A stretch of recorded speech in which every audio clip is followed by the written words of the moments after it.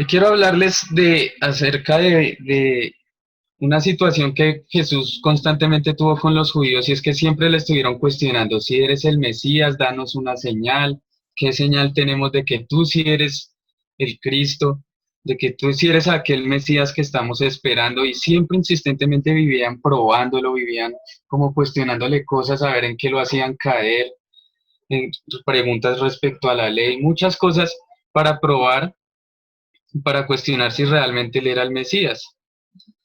Y en una situación estaba el Señor Jesús en Jerusalén, en el estanque de Betesda, y yo sé que quizá muchos de ustedes han leído esa historia en Juan capítulo 5, y resulta y pasa que la historia nos dice que el agua era agitada de vez en cuando y que quien descendía, quien lograba descender allí mientras el agua era agitada, se sanaba. Allí se encontraba un hombre que hacía 38 años era paralítico. Y este hombre, claro, cuando el agua era agitada, como era paralítico, mientras él se esforzaba y trataba de moverse por llegar al estanque para ser sanado, cuando el agua se agitaba, resulta y pasa que otro le ganaba y nunca alcanzaba a ser sanado. Entonces, siempre alguien le ganaba y nunca podía ser sano. Ahora, cuando el Señor Jesús llega ahí, a ese estanque, le ve y le pregunta si quería ser sano. Ahora, el hombre le contó y le dijo: no, señor, lo que pasa es que yo soy paralítico y yo cuando veo que el agua se agita, pues yo intento llegar allá, pero no, siempre alguien se me adelanta y no logro ser sano. Entonces, inmediatamente Jesús lo que le dijo fue: levántate, toma tu lecho y anda. Fue una sanación instantánea. El hombre hizo esto inmediatamente, fue sanado instantáneamente. Este milagro hecho por el Señor Jesús tuvo una particularidad como algunos otros, y es que fue hecho en un día de reposo. Ahora, cuando los judíos ven a este hombre cargando su lecho en el día de reposo, lo reprendieron.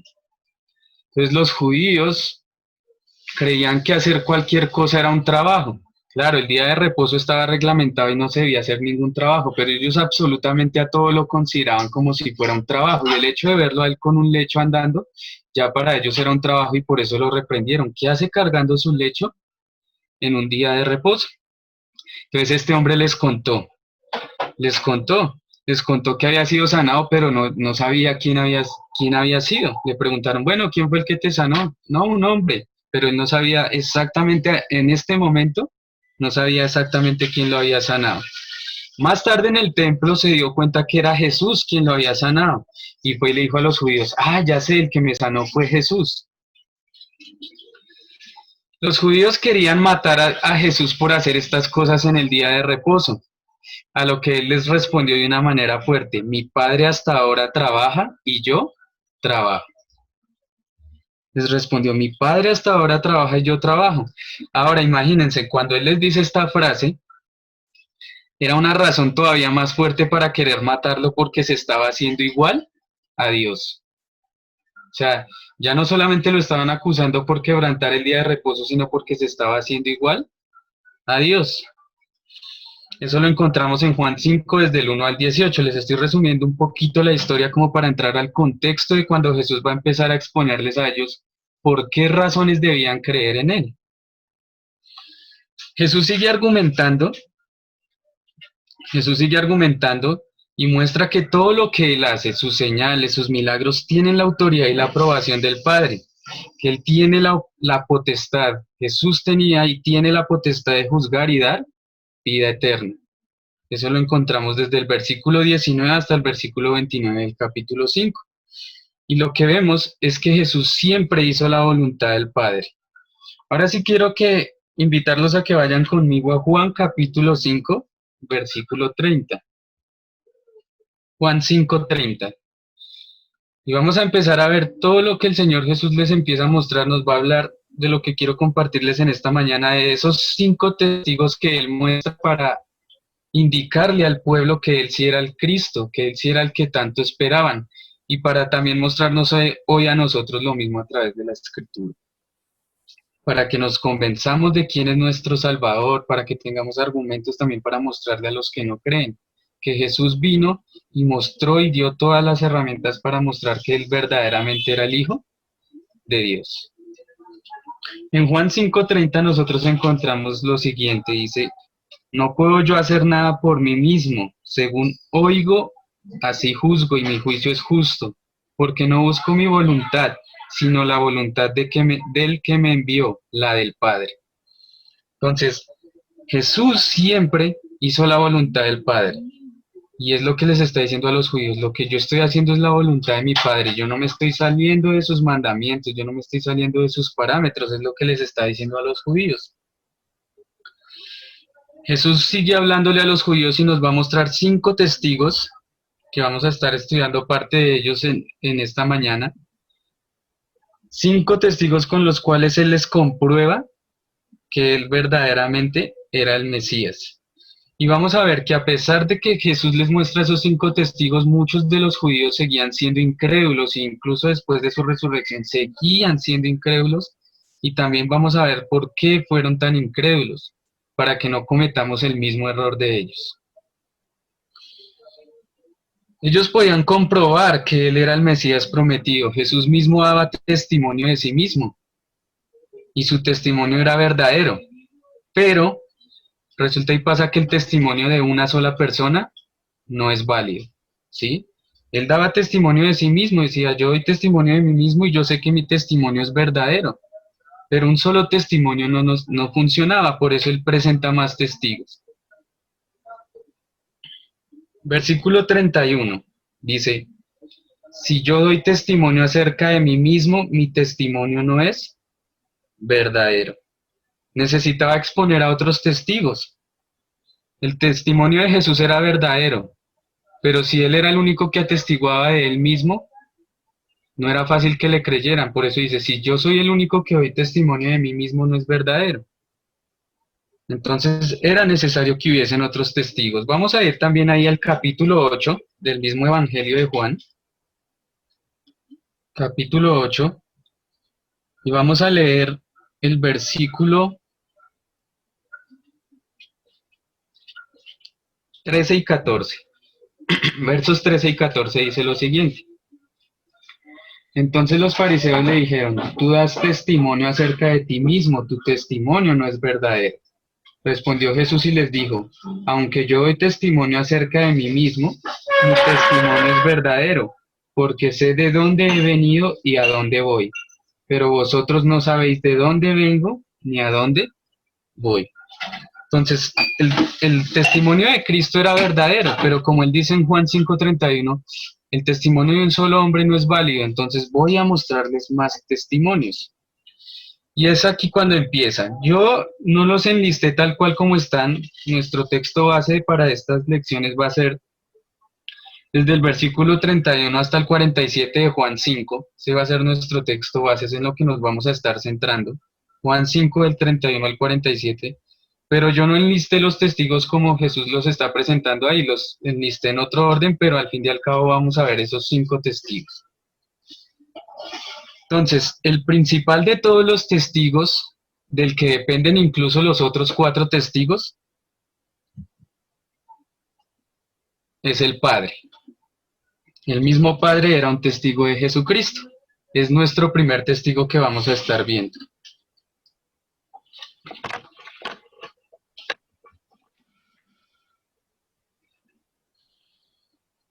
Vamos a leer versículo 31 y 32 de Juan 5.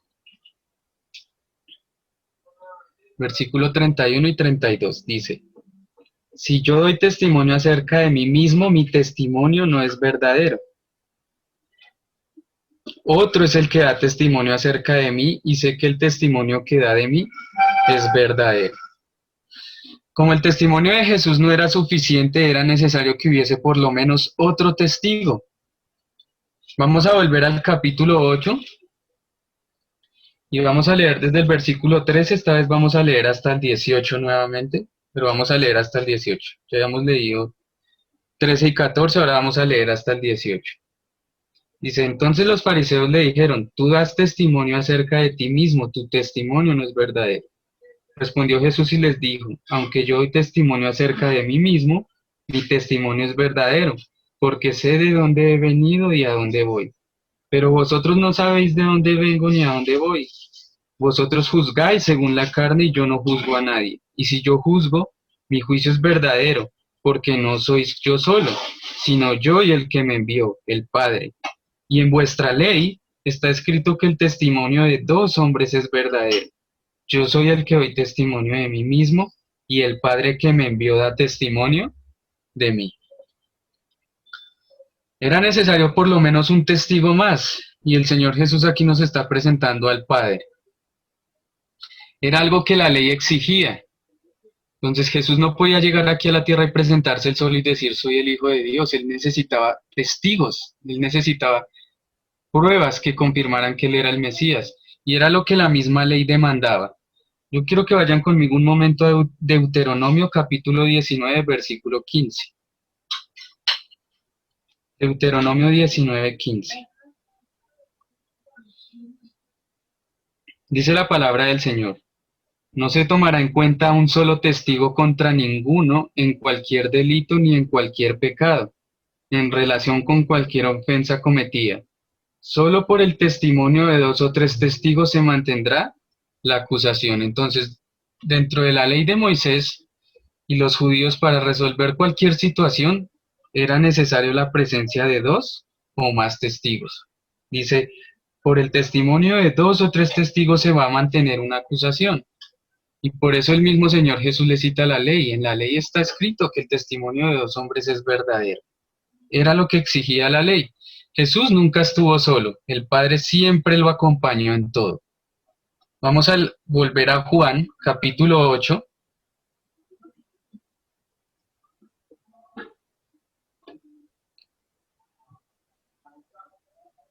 Vamos a estar leyendo el versículo 28 y 29.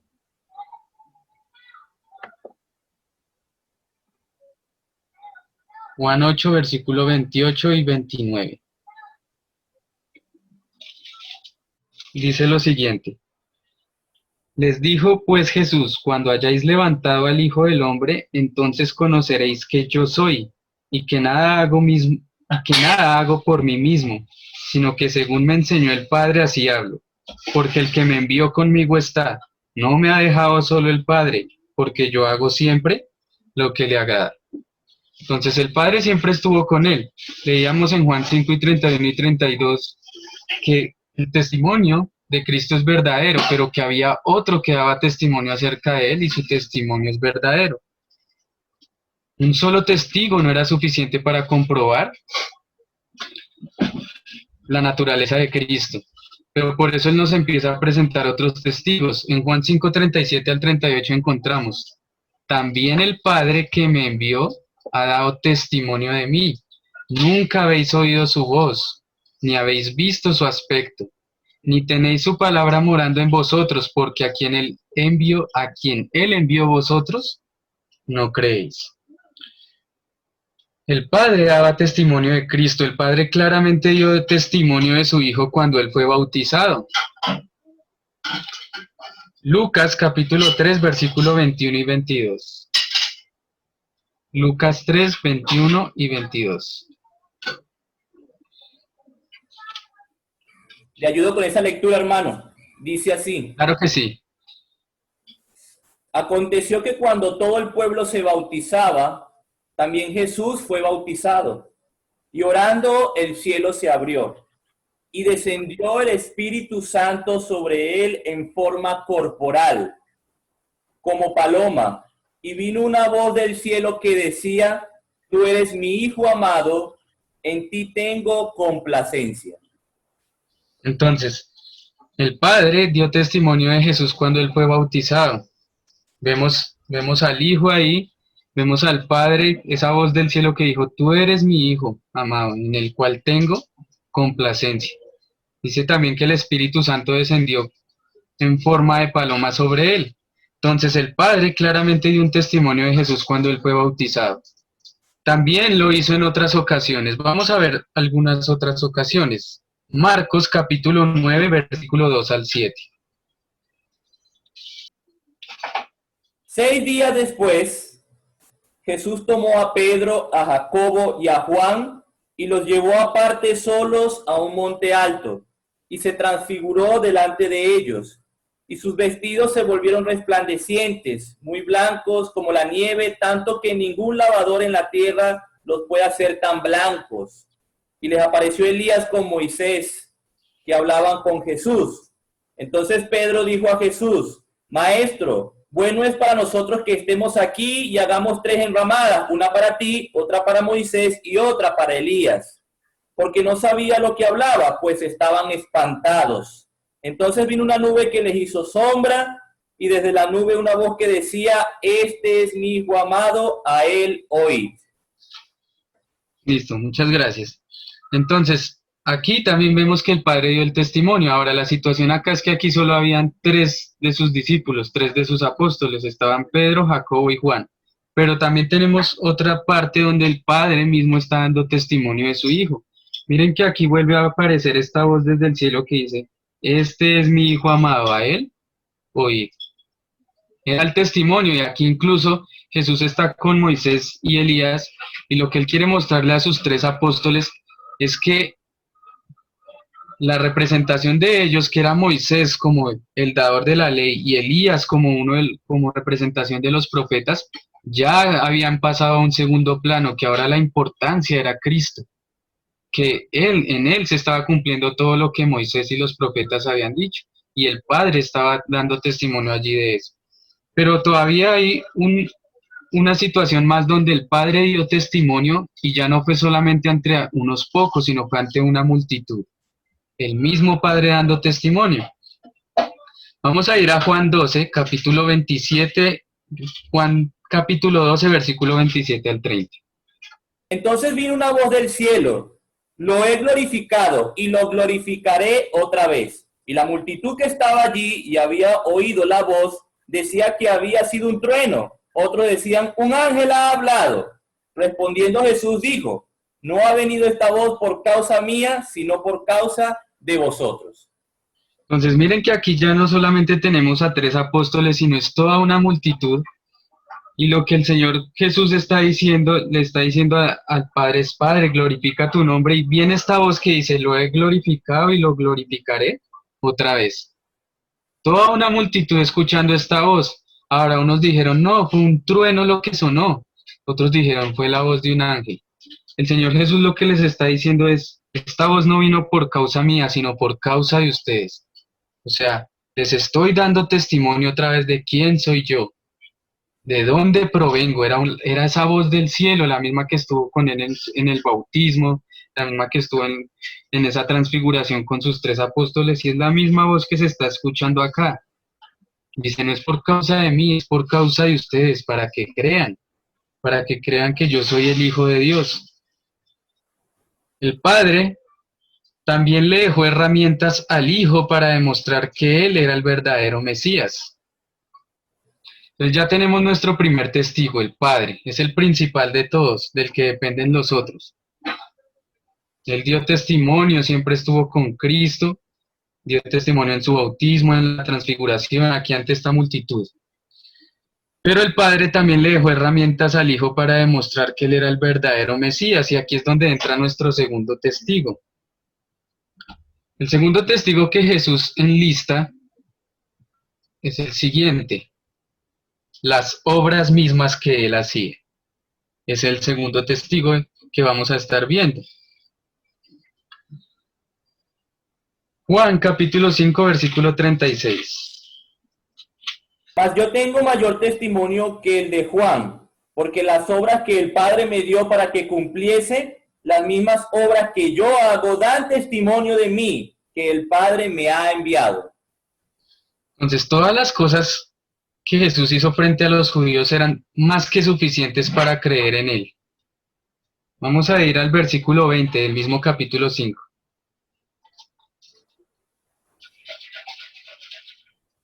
Porque el Padre ama al Hijo y le muestra todas las cosas que Él hace, y mayores obras que éstas le mostrará, de modo que vosotros os maravilléis.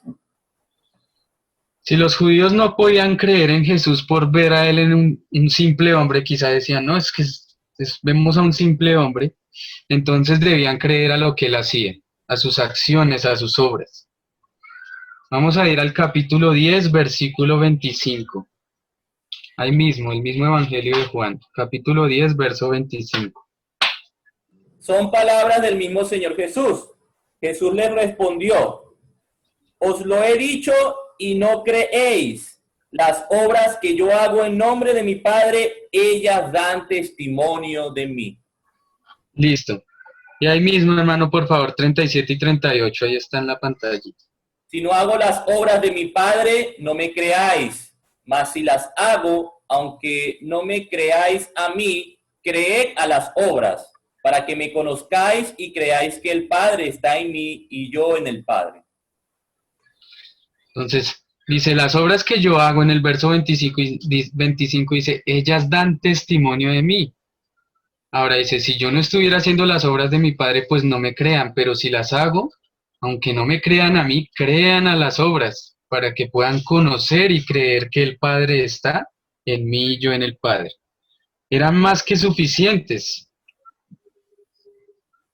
Las obras de Jesús eran más que suficientes. En Juan 15:24 dice, si yo no hubiese hecho entre ellos obras que ningún otro ha hecho, no tendrían pecado, pero ahora han visto y han aborrecido a mí y a mi Padre. Entonces miren la responsabilidad que los judíos tenían. Está diciendo, si yo no hubiese hecho entre ellos esas obras que ningún otro ha hecho, no tendrían pecado. Pero ahora han visto y han aborrecido a mí y a mi Padre. Esto también lo dijo a sus discípulos luego de que Felipe le pidiera a Jesús que les mostrara al Padre. Juan capítulo 14, versículo 10 y 11. ¿No creéis que yo soy en el Padre y el Padre en mí? Las palabras que yo os hablo, no las hablo por mi propia cuenta, sino que el Padre que mora en mí, Él hace las obras. Creedme que yo soy en el Padre y el Padre en mí. De otra manera, creedme por las mismas obras. Entonces, después de que Felipe le dice, Señor, muéstranos al Padre, Jesús les dice, tanto tiempo con ustedes y no lo han visto. Yo vine para mostrarles al Padre. Por eso les está diciendo, bueno, ahora si ustedes no creen a mí, vuelve y les dice lo mismo, crean a las obras. Nicodemo, un principal de los fariseos, también reconocía esto. Juan 3:2. Nicodemo vino a Jesús de noche y le dijo: Rabí, sabemos que has venido de Dios como maestro, porque nadie puede hacer estas señales que tú haces si no está Dios con él.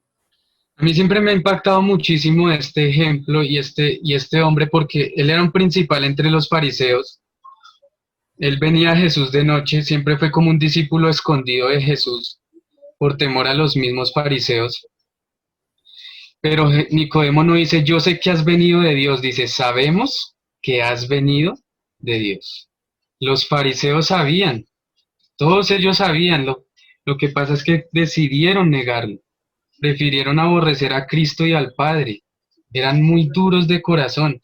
Pero Nicodemo le dice a Jesús, nosotros sabemos de quién has venido, porque nadie puede hacer las obras que tú haces si no está Dios con él. O sea que todo lo que Jesús hacía era con ese propósito, que los judíos creyeran, que la humanidad entera pudiese creer en él.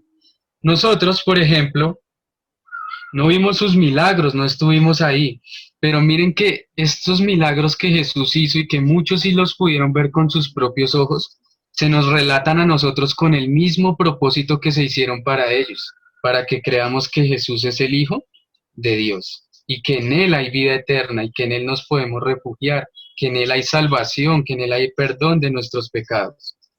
Juan capítulo 20, versículo 30 y 31. Dice Juan 20, versículos 30 y 31.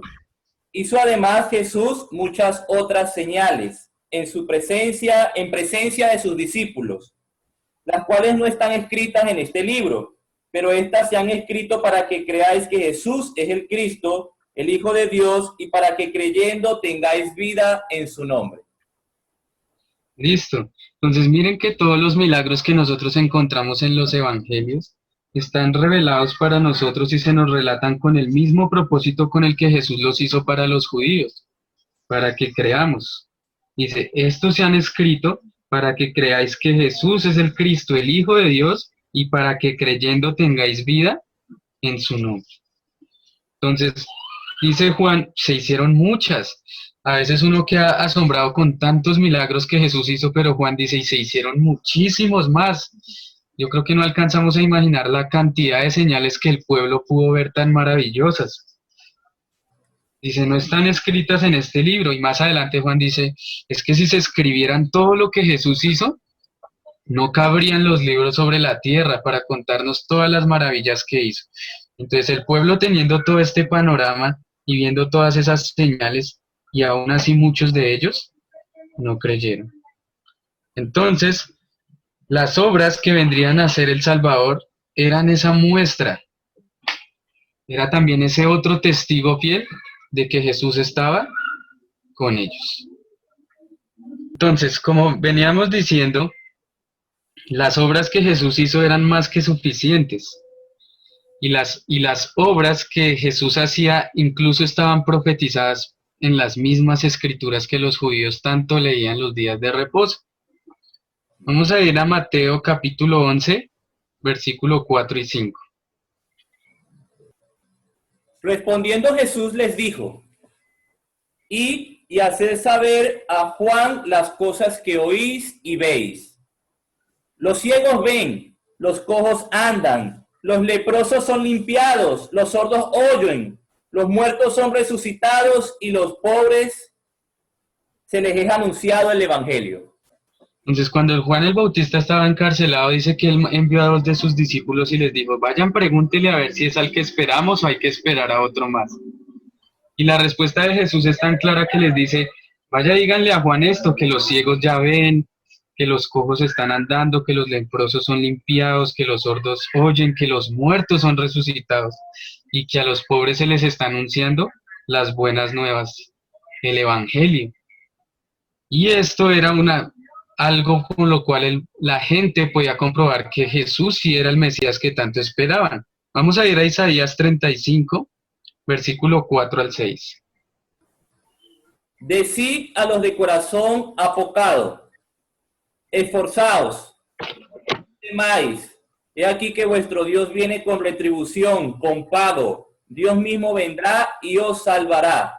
Entonces los ojos de los ciegos serán abiertos y los oídos de los sordos se abrirán. Entonces el cojo saltará como un ciervo y cantará la lengua del mudo, porque aguas serán cavadas en el desierto y torrentes en la soledad. Entonces miren que Isaías, unos 700 años antes de que Cristo llegara, estaba hablando de lo que ese Salvador iba a ser. Y siempre me ha gustado este pasaje de Isaías 35:4 porque dice, Dios mismo vendrá y os salvará. Y ya entendemos quién es el que nos salvó. Jesús no es un ángel, no es un ser creado, no fue un simple hombre, es Dios mismo. Dice, Dios mismo va a venir y los va a salvar. ¿Y qué va a pasar en ese momento? Los ojos de los ciegos serán abiertos, los oídos de los sordos se abrirán. Lo mismo que Jesús le estaba diciendo allá a los 2 discípulos de Juan. Vaya, díganle a Juan que todo esto está pasando. Que ahora hay aguas en el desierto y torrentes en la soledad. Entonces, no solamente eran las señales o los milagros, sino que también era el hecho de que venía mucha cosa espiritual para nosotros. Esas aguas de las que habla es cuando él le hablaba a la mujer samaritana, yo tengo esa agua y si bebieras de esa agua no tendrías sed, jamás. Aguas cavadas en el desierto, torrentes en la soledad, muchas bendiciones espirituales vendrían con Cristo. Y eso también lo estaba hablando Isaías. No solamente era dar vista a los ciegos físicamente, ni que los sordos pudiesen escuchar físicamente, sino también estaba hablando de esa ceguera espiritual que tenía el pueblo y que el mundo hoy en día tiene y que algunos de nosotros tuvimos en algún momento, pero que gracias a Cristo pudimos abrir nuestros ojos y ver que estábamos cegados por el pecado, que estábamos sordos a escuchar esa voz espiritual que nos decía que el pecado nos condenaba. Y todo eso Jesús lo mostraba con sus obras, con la predicación del Evangelio. Por eso él decía, Cuando los fariseos le recriminaban por estar sentado con los pecadores, él les decía, es que yo vine fue a salvar, a rescatar lo que se había perdido. Y es lo que le dice a Juan, mis obras son testimonio de ello. Ahí mismo en Isaías vamos a leer 61, capítulo 61, versículo 1.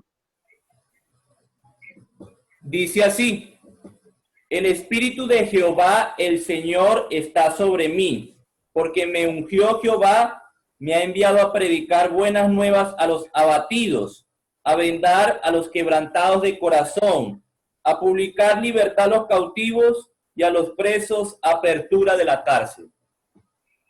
Entonces, la expansión del Evangelio que Jesús vino a declararnos estaba también profetizada. El Espíritu de Jehová el Señor está sobre mí, y Jehová me ungió para predicar las buenas nuevas a los abatidos. Lo que les mandó decir a Juan, dígale que el Evangelio se está predicando a los pobres, a los afligidos, esas buenas nuevas de salvación. Así que las obras de Jesús eran más que suficientes y era lo que se necesitaba para que ellos creyeran. Como yo les decía anteriormente, me impacta mucho como Nicodemo dice, sabemos que has venido de Dios. O sea que no era porque no tuvieran la evidencia, porque no hubiese la evidencia suficiente, simplemente que su corazón estaba tan endurecido que prefirieron rechazarlo. Que aunque sabían la autoridad de Cristo para hacer las cosas, prefirieron hacerlo a un lado, a Él, al Padre, rechazar al mismo Dios. Por eso Juan dice, a lo suyo vino, pero los suyos no le recibieron. ¿Qué podemos aprender nosotros de ello? Que nosotros no debemos rechazar todo lo que Cristo hizo por nosotros, que a veces nuestro corazón se deja endurecer por el engaño del pecado y nuestra conciencia se empieza a cauterizar y no nos deja ver todas las bendiciones que tenemos en Cristo Jesús, que a veces la palabra del Señor nos dice algo, pero nosotros preferimos ir en contravía. Preferimos hacer lo opuesto, ¿por qué? Porque de cierta manera a veces nos puede llegar a pasar lo que les pasó a ellos. Teniendo toda la evidencia, preferimos rechazarla porque hay otras cosas que nos interesan más. Yo les citaba los pasajes de Isaías y es porque ahí entra el otro testigo y es el último que vamos a ver en esta mañana. Yo les dije que vamos a hablar de 5, pero en esta mañana vamos a hablar de 3 y si el Señor lo permite, en la próxima sesión veremos los 2 testigos restantes. Pero el tercer testigo que Jesucristo mismo les muestra a los judíos es nada más y nada menos que las mismas escrituras. Nada más que las mismas escrituras. En Juan 5:39 al 40 dice, escudriñad las escrituras porque a vosotros os parece que en ellas tenéis la vida eterna y ellas son las que dan testimonio de mí. Y no queréis venir a mí para que tengáis vida eterna. Entonces, todas las escrituras en alguna manera hablaban de Cristo y su obra redentora. Todas. Lucas capítulo 24, versículo 44 al 47.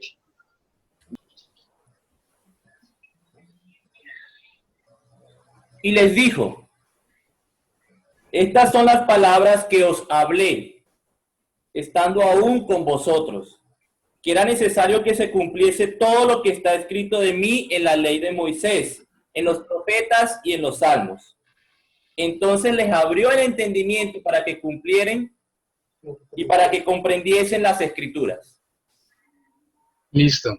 Entonces, todas las escrituras, miren que cuando Él resucita, Él les aclara y les dice, esto fue lo que yo les dije, para que se cumpliesen todas las escrituras, lo que de mí estaba escrito en Moisés, en los profetas y en los salmos. Todas las escrituras por todo lado estaban hablando de lo que Cristo iba a hacer. Y a medida que Él iba haciendo sus cosas, iba cumpliendo las profecías, y es lo que les dice. Miren, en mí se está cumpliendo todo lo que dijeron los profetas. Entonces, en las escrituras tenemos muchas cosas que nos muestran y que le mostraban al pueblo que Jesús realmente era el Salvador del mundo, era el Hijo de Dios. Vamos a ver algunos ejemplos.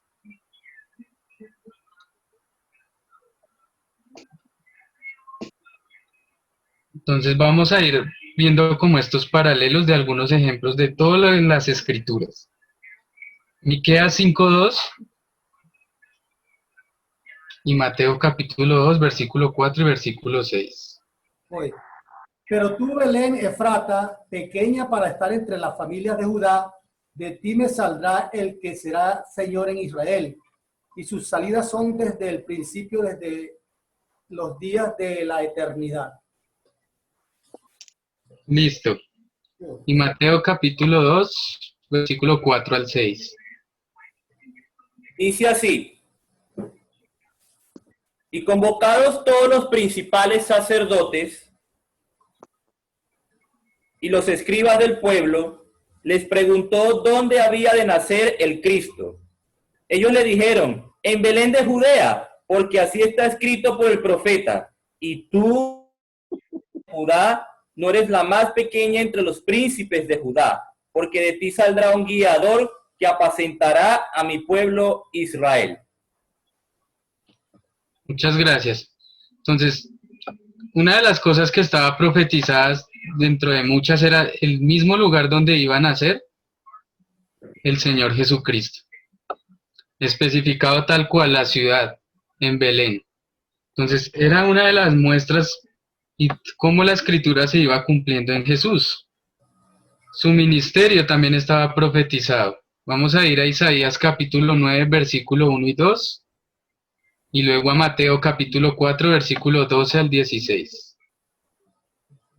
Mas no habrá siempre oscuridad para la que está ahora en angustia, tal como la aflicción que le vino en el tiempo que livianamente tocaron la primera vez a la tierra de Zabulón y a la tierra de Neftalí, pues al fin llenará de gloria el camino del mar, de aquel lado del Jordán, en Galilea de los gentiles.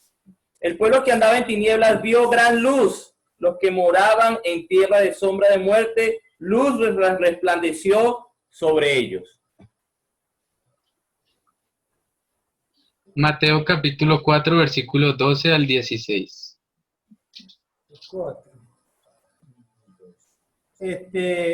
Cuando Jesús oyó que Juan estaba preso, volvió a Galilea, y dejando a Nazaret vino y habitó en Capernaum, ciudad marítima en la región de Zabulón y de Neftalí, para que se cumpliese lo dicho por el profeta Isaías cuando dijo: tierra de Zabulón y tierra de Neftalí, camino del mar al otro lado del Jordán, Galilea de los gentiles. El pueblo asentado en tinieblas vio gran luz, y a los asentados en región de sombra de muerte, luz les resplandeció. Entonces, incluso el ministerio de Jesús, aquí hablando principalmente del ministerio en Galilea, después el ministerio de Jesús fue en Judea, pero también incluso el ministerio de Jesús en Galilea estaba profetizado y todo lo que él iba a hacer allí, por eso les muestra y les está citando al profeta Isaías, el evangelista está citando eso para que se entendiera que Jesús cumplió todo su ministerio en Galilea, como fue luz resplandeciente para todos ellos allí. Y así vemos cómo las escrituras seguían dando testimonio de Cristo, de toda su obra, de lo que él hacía. Su muerte también estaba profetizada. Ahora, yo sé muy bien, y todos ustedes, yo sé que también saben que hay muchas profecías acerca de la muerte, pero solo vamos a leer Daniel 9:26 y vamos también a leer Marcos capítulo 15, versículo 37 al 39. Todo lo que Jesús hizo y toda su vida, miren hermanos que desde su nacimiento hasta su muerte, todo estaba debidamente profetizado. Por eso Jesús les dice: escudriñen, escarben las escrituras porque ellas son las que dan testimonio de mí. Es lo mismo que nosotros debemos hacer, escudriñar las escrituras a profundidad para que nosotros podamos encontrar quién es nuestro Salvador, entender su voluntad, obedecerle en todo. Su resurrección también estaba profetizada. Vamos a ir al Salmo 16, verso 10, y después a Hechos 13, versículo 32 al 37. Porque no dejarás mi alma en el Seol, ni permitirás que tu santo vea corrupción. Palabras del salmista David, donde se nos dice que David hablando dice: no dejarás mi alma en el Seol ni permitirás que tu santo vea corrupción.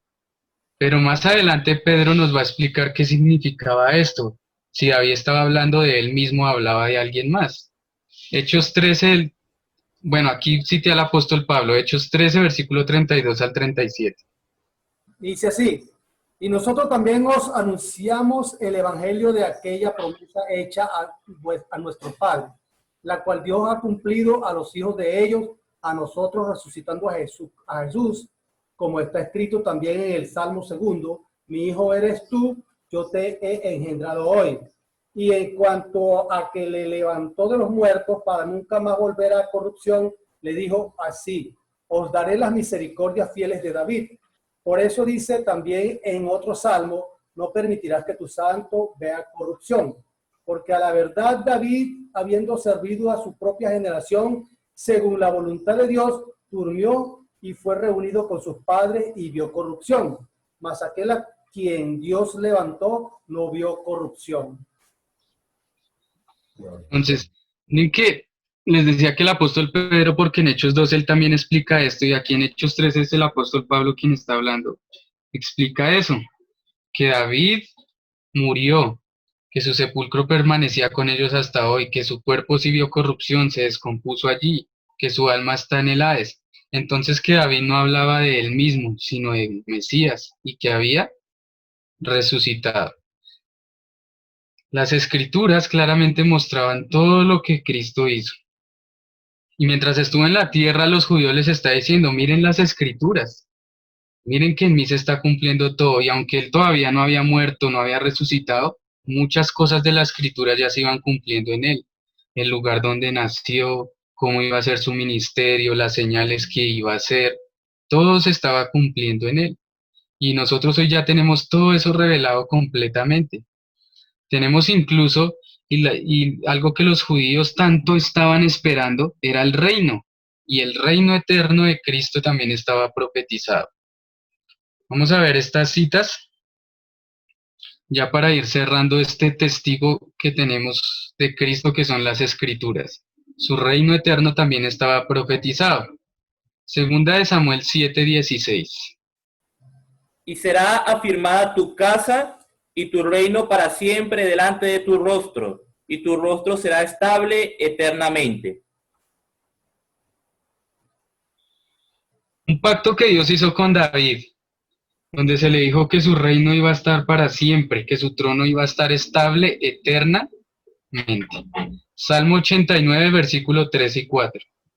Dice así, hice pacto con mi escogido, juré a David mi siervo diciendo, para siempre confirmaré tu descendencia y edificaré tu trono por todas las generaciones.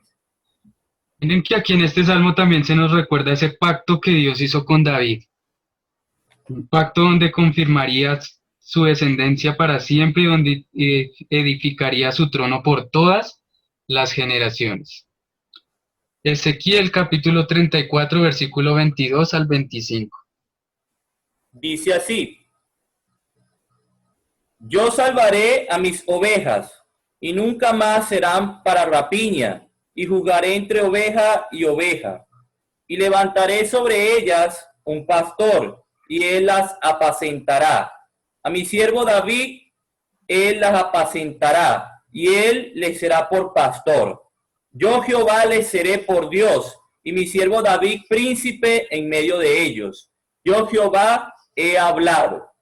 Y estableceré con ellos pacto de paz, y quitaré de la tierra las fieras, y habitarán en el desierto con seguridad, y dormirán en los bosques. Entonces, aquí nuevamente tenemos ya el profeta Ezequiel hablando de eso, de ese reino espiritual y ese reino eterno que vendría para Israel y para todas las naciones. Y dice, yo les voy a levantar a David. Ahora, entendemos que no era el mismo rey David que había vivido cientos años atrás, sino Cristo mismo, ¿sí? Porque Cristo viene del linaje de David. Y dice, yo les voy a levantar a mi siervo David y él los va a apacentar y él será su pastor. Y Cristo que decía, yo soy el buen pastor. Mis ovejas oyen mi voz y vienen a mí, ellas me escuchan. Dice, Yo les seré por Dios y mi siervo David será un príncipe en medio de ellos. Cristo es nuestro príncipe, el Rey de Reyes, y vino a establecer un pacto de paz con nosotros, un pacto donde tenemos paz. Por eso Cristo que le decía al pueblo, que nos dice hoy a nosotros, vengan a mí todos los que están trabajados y cargados, que yo os haré descansar. ¿Sí? ¿Qué te decía también el Señor Jesús? Mi paz os dejo, mi paz os doy. Yo no la doy como el mundo la da. Y miren, hermanos, que tenemos el privilegio de ser parte de ese reino. Ya ahorita en el Nuevo Testamento lo vamos a ver. Y somos parte de ese pacto de paz. Y ahorita que el mundo anda como tan angustiado con la situación actual, por estos días he dicho mucho que nosotros debemos marcar la diferencia, mostrarles que tenemos esa paz en nosotros, que nuestra confianza está puesta en Dios, porque esta situación ha limitado muchas cosas, nos ha limitado quizá en el poder trabajar de la manera que habitualmente lo hacemos, entonces empiezan las cuentas a llegar, o quizá a veces no está escaseando el alimento, pero miren que esto nos ha servido a nosotros para mostrarle al mundo a quién tenemos a nosotros, en quién dependemos realmente. Es ese reino eterno, ese reino de paz espiritual. Y las escrituras mostraban todo eso y Jesús lo mostraba en sus discursos, cuando él ofrecía paz, cuando él ofrecía aguas con las que no se iba a tener sed jamás, cuando él hacía sus milagros. Estaba confirmando todas las escrituras, todo lo que nosotros hoy tenemos. Y hacemos parte de ese reino eterno.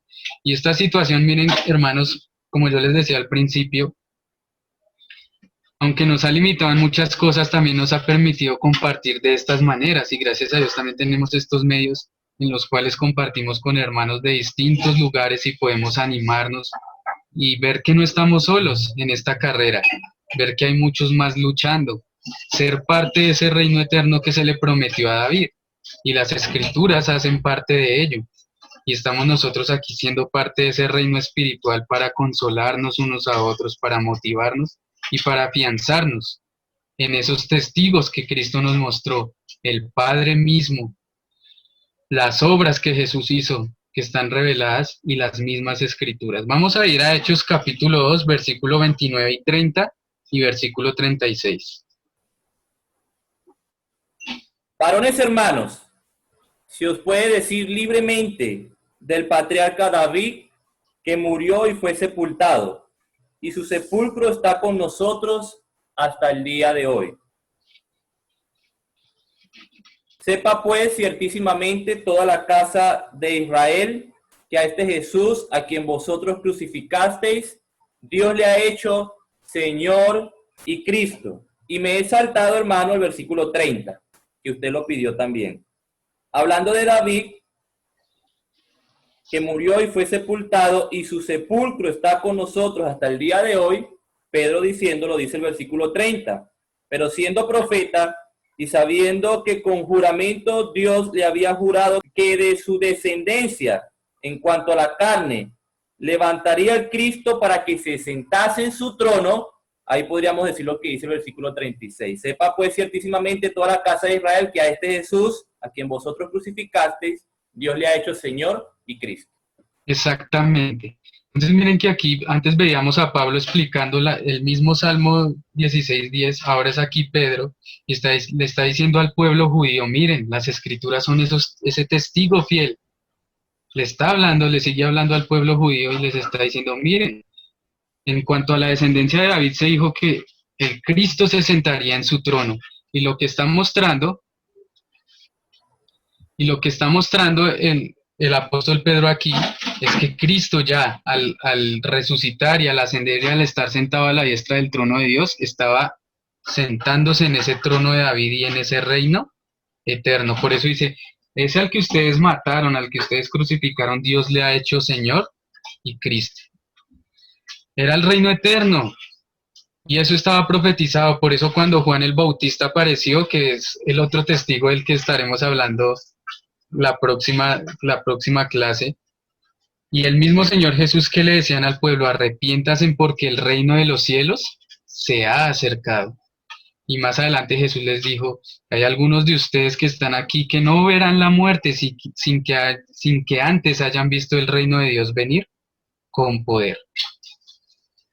Y por eso las escrituras eran ese testigo fiel que Jesús está presentando para ellos, para los judíos, pero también hoy para nosotros. Y es lo que nosotros debemos valorar hoy en día, mis hermanos. Toda esa gran obra que Jesús hizo, sus milagros, su plan perfecto, su sacrificio, porque hoy hacemos parte de él. Entonces es para que nosotros analicemos un poco y veamos la gran bendición que tenemos de pertenecer al reino de Cristo, cómo Él le presenta estos testigos al pueblo y hoy nos los presenta a nosotros a través de su palabra, para que nosotros valoremos todo lo que Él hizo, para que no nos endurezcamos como el pueblo, porque Cristo presenta estos testigos era para que el pueblo dejara de ser tan duro y sin embargo aún así, con todos esos 5 testigos, muchos prefirieron rechazarlo, y aún después de la resurrección, muchos judíos seguían rechazando lo que los apóstoles anunciaban. No podemos dejar que nuestro corazón se endurezca. Por eso nosotros lo que debemos hacer es lo que dice Hebreos 12:28. Así que, recibiendo nosotros un reino inconmovible, tengamos gratitud y mediante ella sirvamos a Dios agradándole con temor y reverencia. Listo. Entonces miren lo privilegiado que somos nosotros hoy en día. Ayer estudiaba con unas hermanas y decía, miren que la palabra de Dios dice que nosotros somos real sacerdocio. O sea, somos sacerdotes y reyes. El apóstol Juan también lo dice en Apocalipsis, que Cristo nos hizo reyes y sacerdotes. Y aquí dice, nosotros estamos recibiendo un reino inconmovible. ¿Qué debemos hacer? Hacer lo que Cristo manda. Si hay algo que corregir, mis hermanos, al día de hoy, hagámoslo. Si hay algo en lo que mejorar, hagámoslo. Siempre hay algo que mejorar, siempre hay algo que perfeccionar, siempre hay algo en lo que trabajar en nuestra vida. Y teniendo este reino inconmovible que dice Dios, tengamos gratitud.